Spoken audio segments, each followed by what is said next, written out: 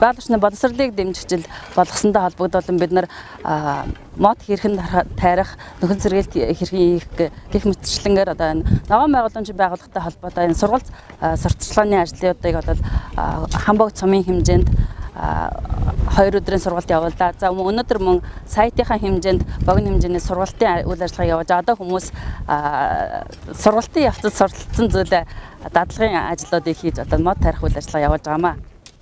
За мод тарихын тулд тухайн экосистемийн даацтанд тохирсон тийм мод урамлуудыг бол тайрж нөхөн сэргээлт хийх ёстой.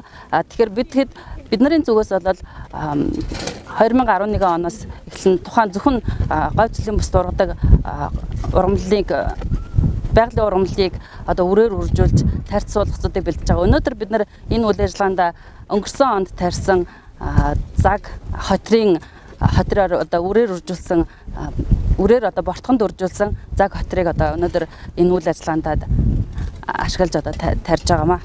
Тэгэхээр энэ жилээс бид бүхэн хилтэс хамт олнуудтай хамтран ажиллаж дээрээ одоо зөвхөн мод тариад нэг өдрийн арга хэмжээ зохион байгуулахаас илүүтэйгээр яг бүхэл зуны туршид одоо үйл ажиллагаа идэвхжүүлж тарьсан мод одоо амжилттай 100% ургалттай байлгахын тулд хилцүүдийн дунд уралдаан зохион байгуулж байгаа.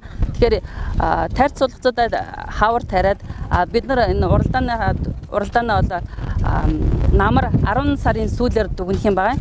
Тэгэхээр энд хичнээн хэмжээний тарьц суулгаас тарьсан намар хичнээн хэмжээний амьдрамжтай байна гэдгээр нь дүгнэж хэдэн хувийн амьдрамж сайтай байсан гэдгээр одоо энэ уралдааныхаа дүгнэж одоо хамгийн сайн ажилласан 3 хилц хамт олныг одоо урамшуулж одоо олон нийтэд зарлахаар энэ уралдааны зарлаад байгаамаа.